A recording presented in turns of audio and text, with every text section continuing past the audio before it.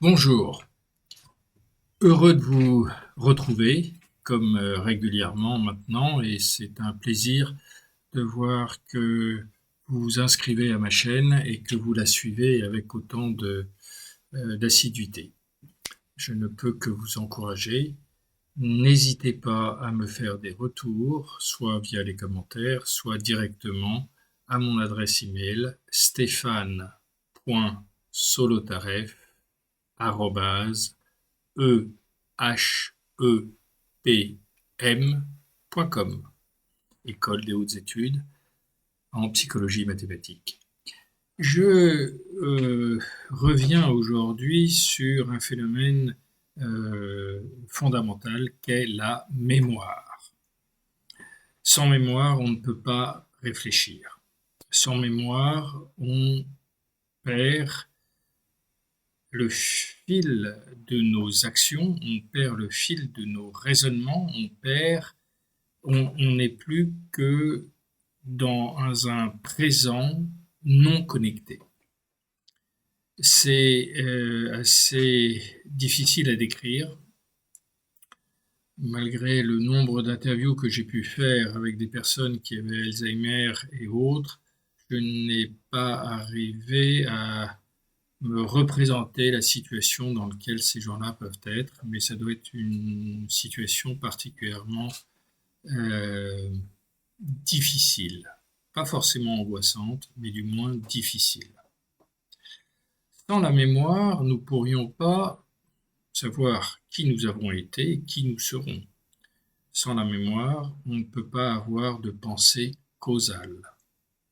Or, vous savez qu'en science, c'est le principe, avec le principe de déduction, c'est le principe de la causalité.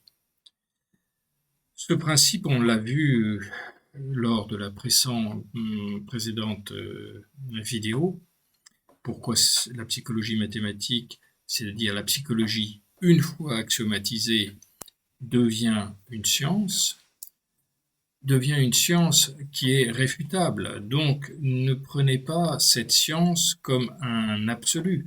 Prenez-la comme une approche ouverte qui permet de répondre et de comprendre les mécanismes psychologiques, les maladies, les troubles mentaux, qui permet aussi, pour des gens tout à fait sains,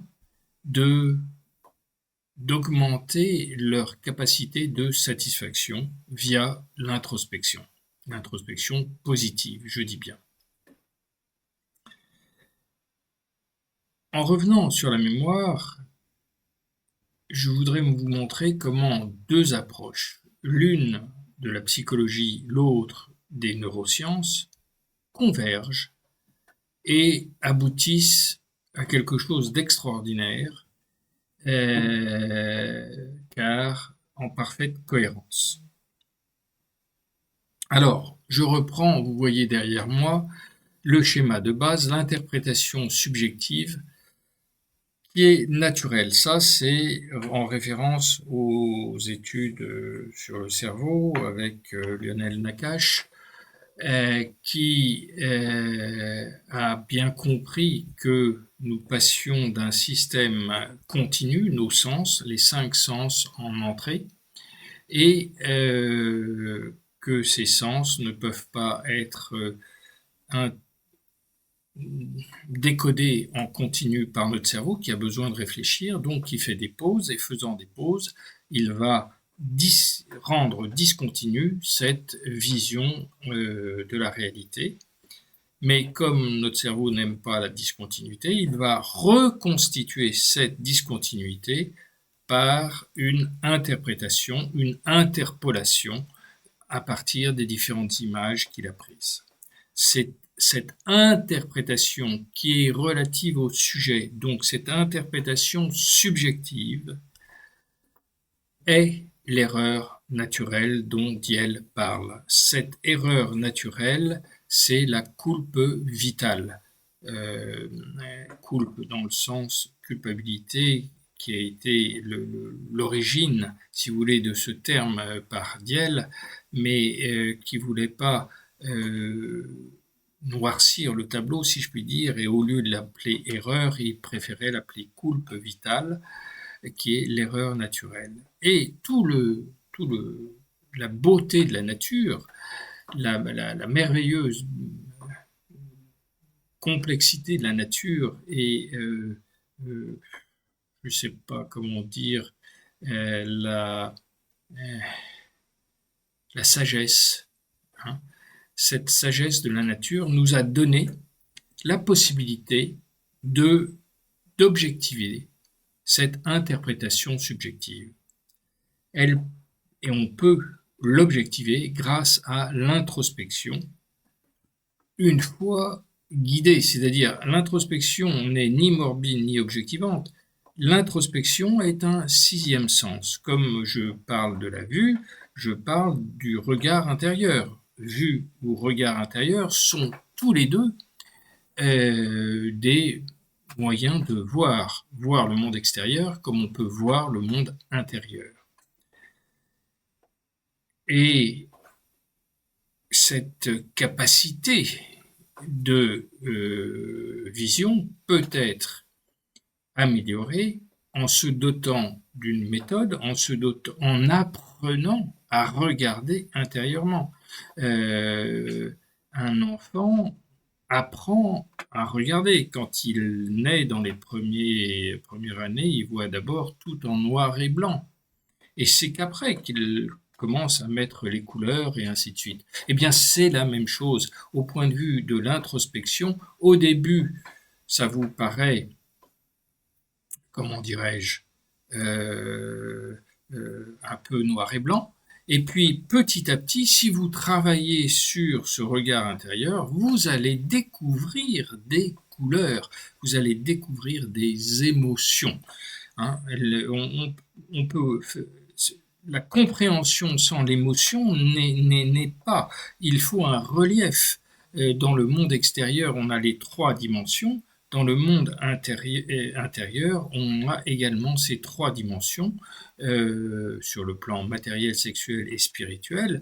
Et donc, il nous faut voir en relief. Et pour voir en relief, il faut avoir une dimension complémentaire, c'est-à-dire celle des émotions, qui vient compléter la dimension de la compréhension. Partant de là, donc on va avoir soit le développement, un laisser-aller qui va être non objectivant, et donc un système qui va diverger, et vous le voyez avec les colères, avec l'insatisfaction que certaines personnes peuvent avoir de façon continue. Hein. C'est quand même incroyable. J'ai des gens qui sont venus me voir pour des insatisfactions continues et qu'on a pu guérir en quelques séances. Hein. Des migraines qui duraient depuis 20 ans et qu'on a pu éliminer en 3-4 séances, je pense. C'était un blocage intérieur. Bon, d'autres insatisfactions, quand l'élan est contrecarré par une tâche exaltée, eh bien, elle produit un état de mauvaise humeur permanent. Alors, ça, c'est le système bouclé simple. Vous voyez, une entrée, une sortie, l'interprétation subjective, et puis on revient. Là, pour le moment, je n'ai fait que décrire en un aller et retour ce qui se passe à l'intérieur du système du fonctionnement psychique. Ce que je veux vous apporter maintenant, c'est ce qu'on avait déjà vu, c'est on va zoomer dans l'interprétation subjective et puis après on va zoomer dans l'introspection objectivante. Alors, EDMA, excitation, désir, motif, action, c'est quand j'ouvre la boîte, si vous voulez, l'interprétation subjective, ça part d'une excitation du monde extérieur, c'est transformé en désir. Ce désir, alors, l'excitation, le désir, le motif et l'action, je vous le rappelle, sont des noumènes. Et pour passer d'un noumène à un autre, disons que c'est un neurone ou un groupe de neurones, et pour passer de l'un à l'autre, d'une excitation à un désir, il faut une transformation. Donc il faut une communication qui va se faire par les synapses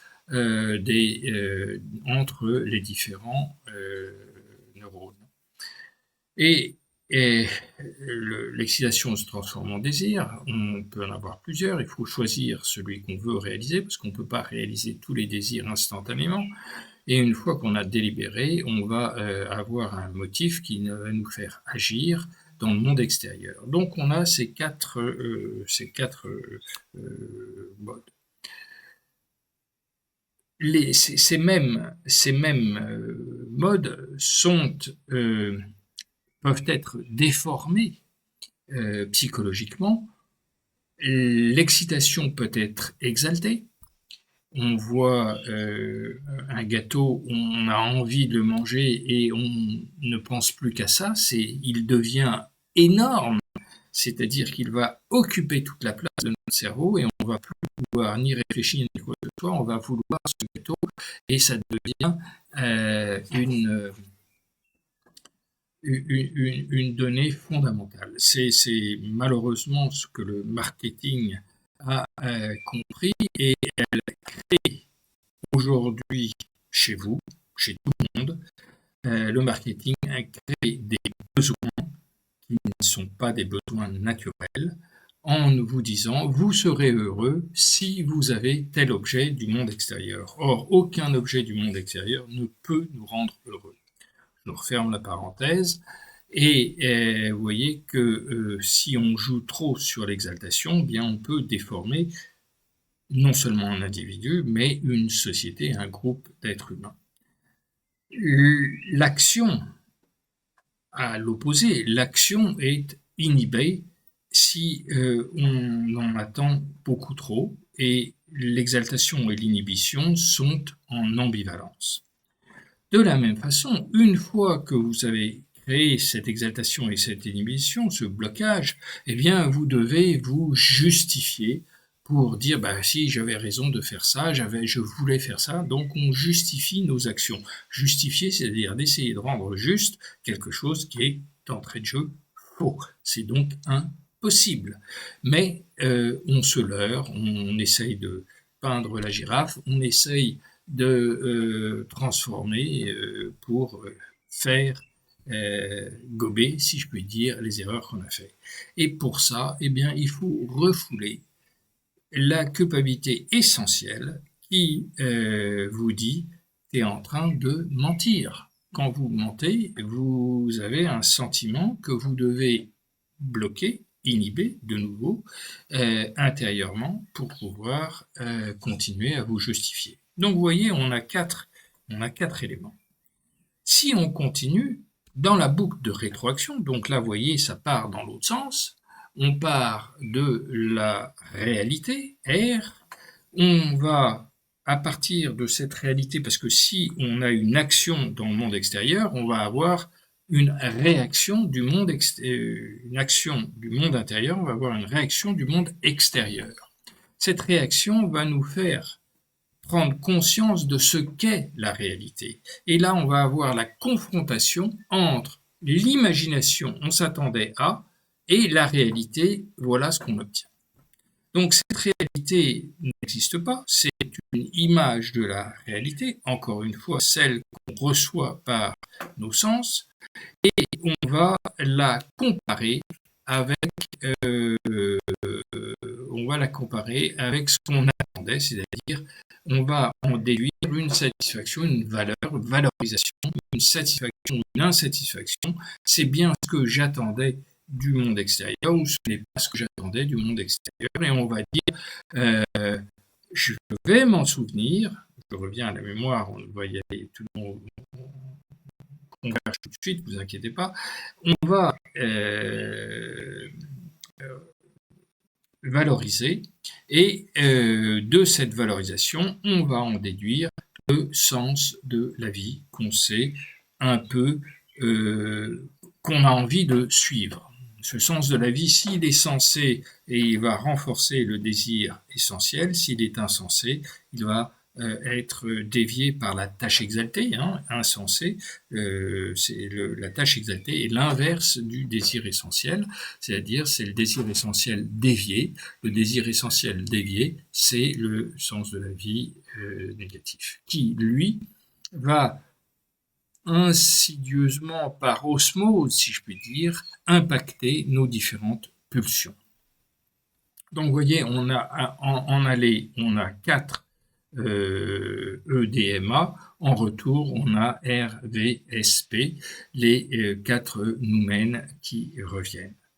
Et en regardant les développements actuels en neurosciences, donc qui datent de 2003, qui datent de 2015, entre autres avec l'équipe de Francis Eustache, professeur à l'université de Caen.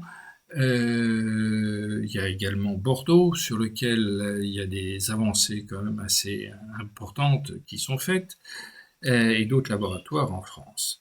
Eh bien, on se rend compte que ils ont mis au point le modèle Mnesis, qui est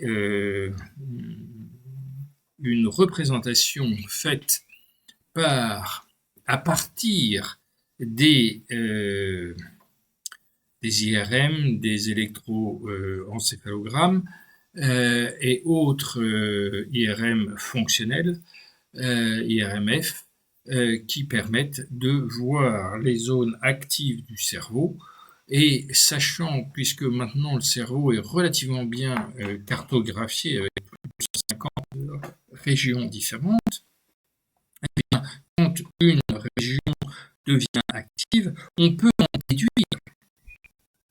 Là encore, il ne s'agit pas de la réalité, il s'agit de déductions qu'on peut faire à partir d'un schéma, donc d'un modèle qu'on s'est fixé.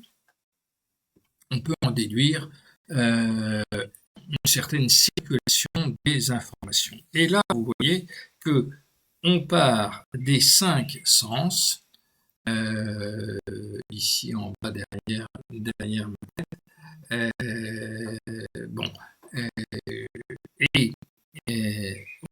qui alimente la mémoire perceptive. Cette mémoire perceptive alimente la mémoire sémantique, la mémoire perceptive alimente la mémoire sémantique, qui alimente la mémoire épisodique. Sémantique, c'est j'ai rangé, j'ai appris des choses, je les ai apprises, et j'apprends une langue, j'apprends l'histoire, la géographie, les mathématiques, j'apprends, je le mets dans la mémoire sémantique. Quand il y a un événement qui se produit, il s'agit de la mémoire épisodique. Quand il s'agit de sensations que nous ressentons par le toucher, par la vue ou par l'odeur, eh bien c'est la mémoire perceptive. Donc, vous voyez, on a 3 mémoires, plus une qui s'appelle la mémoire procédurale et qui va automatiser les réactions que nous avons. Notre cerveau étant paresseux par nature, eh bien, dès qu'il fait pour la deuxième fois quelque chose qu'il a déjà fait, il retrouve les mêmes circuits, il se dit « Ah, ça c'est quelque chose que je vais pouvoir automatiser » et il met ça tout de suite dans la mémoire procédurale. J'ai 4 mémoires. Et donc j'ai fait le rapprochement plus la mémoire de travail qui est une sorte de pivot central qui permet d'aiguiller dans toutes les informations, soit pour les encoder, puis les stocker, avant de les rappeler de façon à faire des allers-retours. C'est la bibliothécaire, si vous voulez, qui permet de ranger tout ça. Donc, on a ces 4 mémoires. Alors, perceptive, sémantique, épisodique et procédurale. Et là, vous allez voir immédiatement ce qu'il en est. D'une part, la mémoire perceptive et la mémoire procédurale sont des mémoires dites implicites, c'est-à-dire on ne peut pas y avoir vraiment accès, on ne peut pas les modifier. Si vous avez mal, vous ne pouvez pas modifier, vous pouvez diminuer par un effort important la douleur que vous ressentez en vous concentrant sur autre chose. Mais vous ne pouvez pas changer le mal en tant que tel. La douleur reste une douleur. Vous pouvez l'atténuer et essayer de ne pas y apporter attention, mais elle reste indépendante, elle est implicite. Alors que la mémoire sémantique et la mémoire épisodique sont des mémoires explicites, c'est-à-dire qu'on y a accès et qu'on peut les modifier. On peut apprendre une langue, on peut la désapprendre, on peut corriger si on fait des fautes en apprenant une langue étrangère, on peut corriger les fautes que l'on fait en améliorant notre connaissance. On peut également, sur des mémoires, avoir des souvenirs, c'est-à-dire la mémoire épisodique, modifier, et on modifie nos souvenirs. Nos souvenirs ne sont pas fixé ad vitam aeternam, contrairement à ce qu'on croyait. À chaque fois qu'on va rechercher un souvenir, on le passe à la moulinette de l'état psychique intérieur dans lequel on est pour pouvoir le modifier. On l'enrichit ou au contraire, on le diminue ou on le modifie tout simplement. Donc vous avez deux mémoires explicites et puis deux mémoires implicites. Bon. Alors, si je reprends le schéma que je vous avais montré, à savoir le premier EDMA, là j'ai l'excitation. L'excitation, ça vient bien des sens. Eh bien, c'est bien la mémoire perceptive. Maintenant, on va passer directement à la mémoire, aux motifs. Les motifs, quand vous voulez faire quelque chose, quand vous avez décidé de faire quelque chose, vous êtes capable de le formuler. Si vous demandez à quelqu'un pourquoi tu fais ça, il va vous répondre. Rares sont les gens qui vous disent ah bah je sais pas, j'ai aucune idée. Mais non, mais tu es en train de conduire, donc tu vas bien quelque part. Bah oui, il va quelque part, il sait où il va. Moi, je le souhaite. Et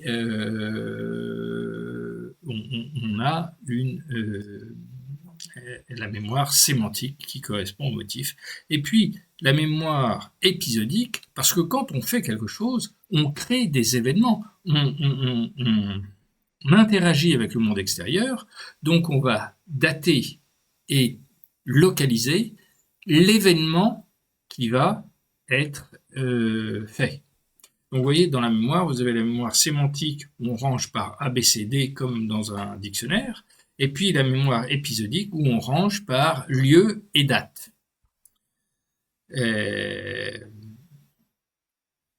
Donc, voilà les trois mémoires. Et puis, les désirs.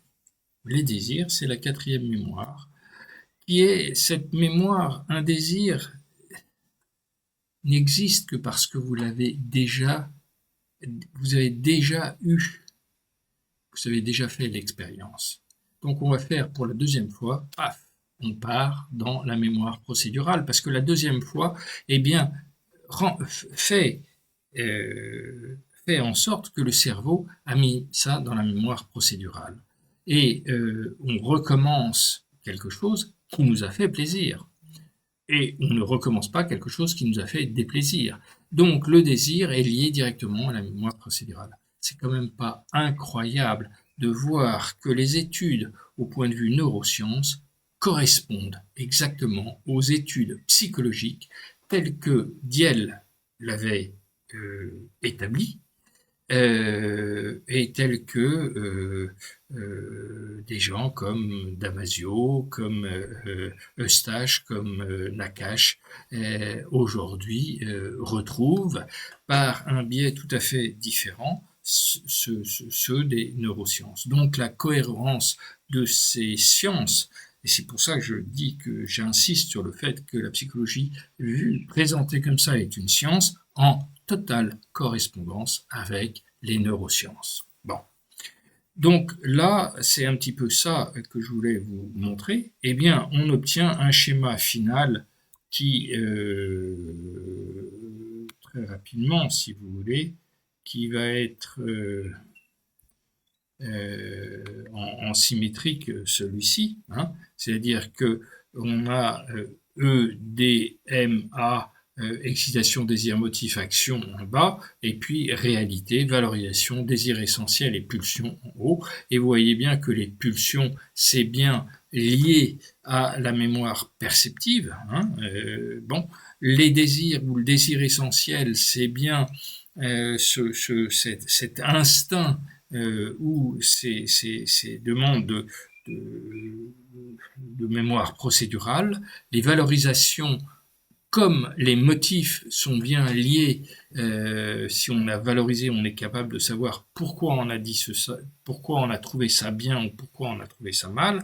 Et si on fait quelque chose, on sait pourquoi on veut faire ceci, parce que ça va nous apporter une satisfaction. Et puis l'action et la réalité sont des mémoires liées à la mémoire épisodique. Donc on a bien les trois formes de mémoire clés ici, plus le désir essentiel et les désirs qui sont liés à le désir essentiel comme étant l'instinct. Donc vous voyez bien que quelque chose qui serait instinctif, qui est la survie de l'espèce, qui est la survie de soi-même, eh bien, c'est pas dans une mémoire qu'on peut atteindre facilement, c'est bien une mémoire procédurale. Dans le reptilien, ça vous voyez aussi la correspondance avec les études qui ont été faites entre le reptilien limbique et le néocortex, c'est exactement bien dans ce sens-là qu'on est en correspondance. Donc vous avez en bleu foncé la mémoire perceptive, sémantique, épisodique, celle sur laquelle on va pouvoir éventuellement travailler, et en bleu clair en dessous la mémoire procédurale qui est le système 1, les automatismes que nous créons régulièrement dans la vie. Voilà, eh bien, voilà, je voulais juste vous montrer cette correspondance entre la mémoire et nos actions et le fonctionnement psychique tel qu'il est. C'est vraiment merveilleux. Et après, bien sûr, eh bien, vous allez avoir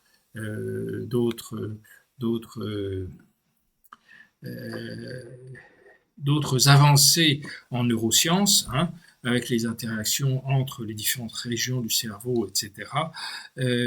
Donc, vous voyez qu'on est, que je suis tout à fait dans cette ligne, si vous voulez, de mathématisation au sens au sens d'une science, c'est-à-dire d'une méthode qui m'aide à réfléchir et qui m'aide à progresser pour faire converger toutes ces idées les unes avec les autres. J'attends de vous vos commentaires. Sachez que je réponds en général assez rapidement à mes mails. Je répète, stéphane.solotareff@ehepm.com. Merci de votre attention et puis je vous souhaite une bonne journée ou une bonne soirée. À bientôt.